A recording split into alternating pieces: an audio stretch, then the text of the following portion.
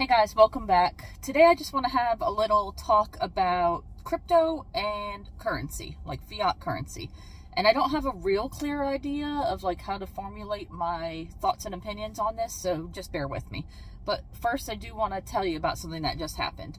So my year model vehicle tends to burn oil, and I just went into the place that I get my oil changed at, and I asked them to top it off because I checked the dipstick and it was like a couple quarts low, and I knew I needed a top off.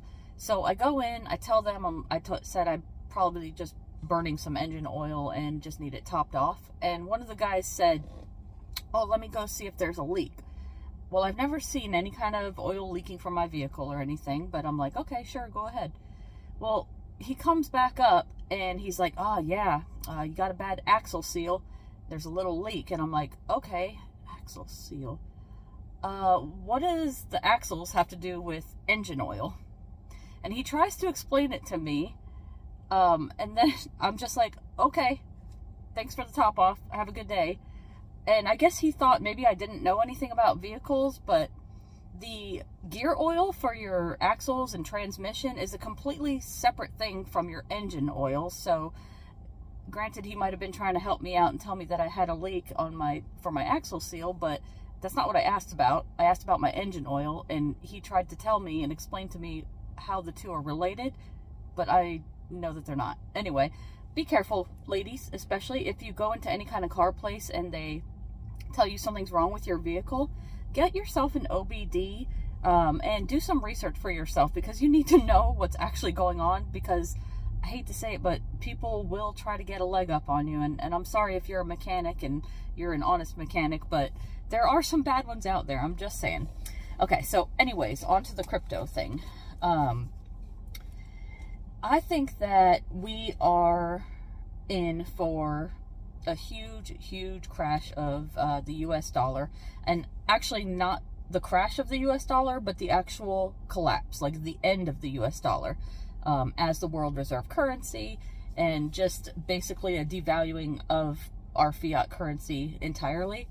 And I think it's by design. But what I wanted to talk about today was crypto. And during the pandemic, when they were like handing out all this money, all this stimulus money, did you not see this huge push on social media, ads, TV, like all over the place for crypto? Like, get into crypto, make money fast. It was just like a huge push everywhere. Everybody was getting into crypto. Everybody, everywhere you went was talking about crypto, and it was like this huge push. And a lot of people were using their stimulus money to invest in crypto, which they knew nothing about. A lot of people had no idea what they were doing. They were just taking this money that they saw as free money and investing it in crypto, hoping to get rich. It was like this get rich quick scheme, or this get rich quick illusion that people had. You saw story after story, or I did at least, about so-and-so put $1,000 into this cryptocurrency and now they're a millionaire. And it was just all these stories about it, and people, I think, had this idea, oh, I can put minimal effort, minimal time, and minimal money into something and get huge returns. And it was all just a big facade. And I think that whole crypto push during that time was for a reason. Basically, they were trying to take fiat currency, print out fiat currency, give it to the people. The people would take that fiat currency that was printed out and has no backing and invest in crypto.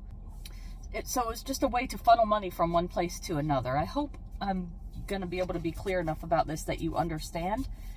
But the powers that be, I don't know who. Like, I don't know who would be behind this. We'll just say they. This whole thing could be a big scam to take fiat currency and turn it into another type of currency that they can therefore take and invest in whatever else they want. Invest in stocks, invest in resources, invest in properties. And what made me think of this was the whole FTX thing. Like, this dude, this young kid, had this crypto wallet company, and he basically people took their fiat currency invested it into his platform, whatever you might call it, his wallet. And he took that money and invested in other things. Like he turned it into other investments, but didn't do so well, apparently. So it's just like siphoning money from one place to another. And I think that that's what crypto is really all about, to be honest. And feel free to comment down below if you have a better understanding of crypto. I know that I'm going to get like 100 comments that say, Bob Saget helped me invest in crypto. I had no idea what I was doing, but now I have $10,000 a month in returns. If you see those stupid comments, can you please report them, because they're so annoying. Anyway, I tried really hard to understand crypto. If there's something out there that I don't understand, I try really hard to understand it. I do research. I want to get in on anything that I possibly can. I want to know more about everything. That's just the way my mind works. And I tried really, really hard to figure out how crypto works. How can you take,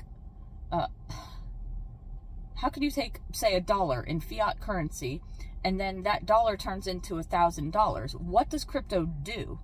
How does it gain value? I understand how stocks work because, you know, it's based on speculation mostly and actual market performance. So you can invest money into a stock and know that there's going to be some kind of a return because you know that they have this new program implemented. They plan on rolling something new out, or from their actual reports on how well they're performing based on sales, actual sales, and performance. So stocks are based on speculation and actual profits, perceived profits, speculative profits, and actual profits.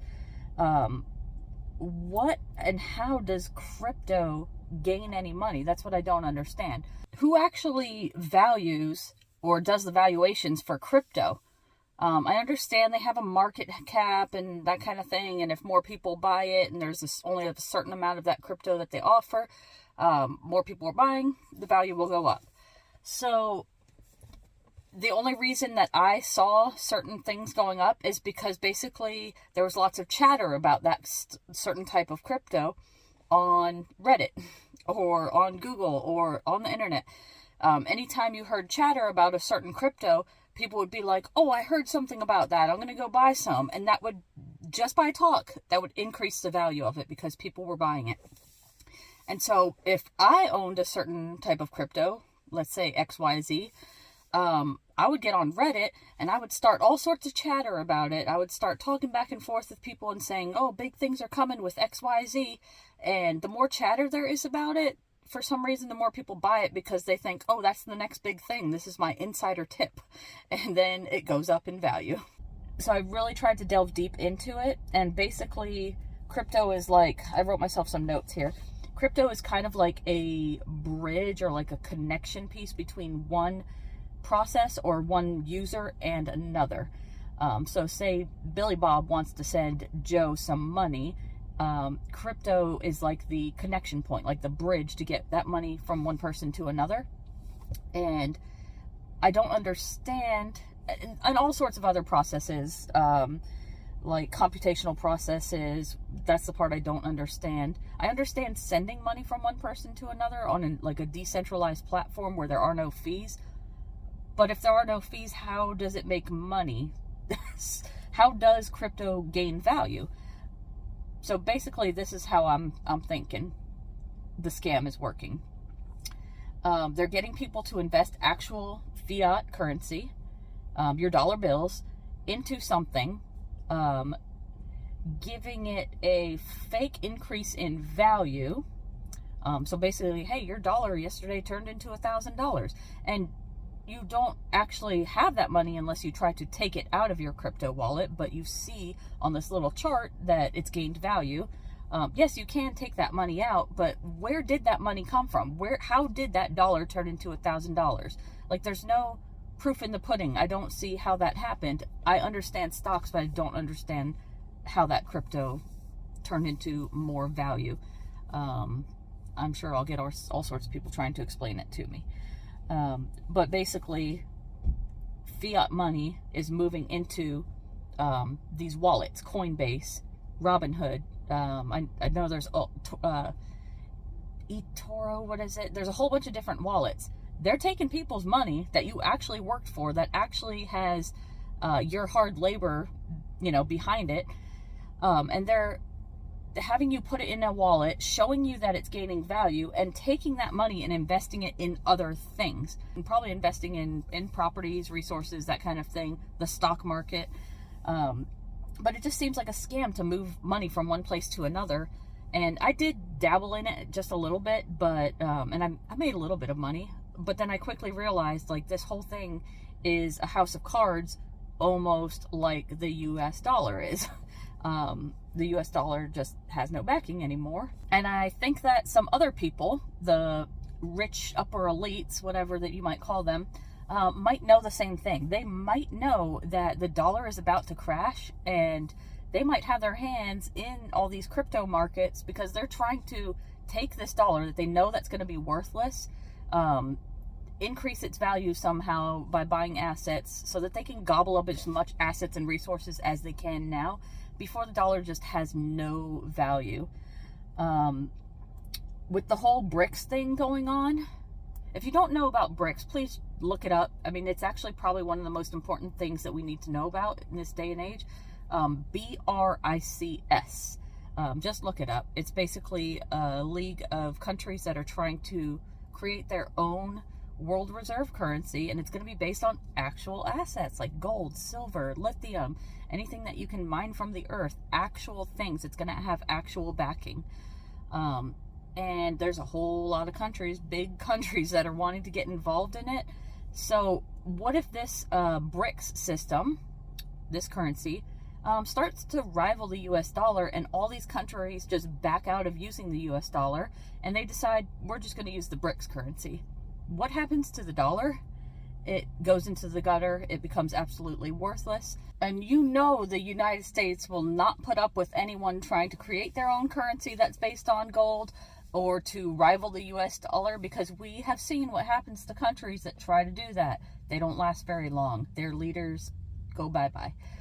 So I don't think the United States is going to allow that to happen. But as soon as the US dollar starts to crash, that they have a backup, they have a plan, they're going to save you. And it's called CBDC, Central Bank Digital Currency, which will be the end of all freedom. It will be the beginning of absolute control for everything you do, everywhere you go, every penny you spend. CBDC is all about control.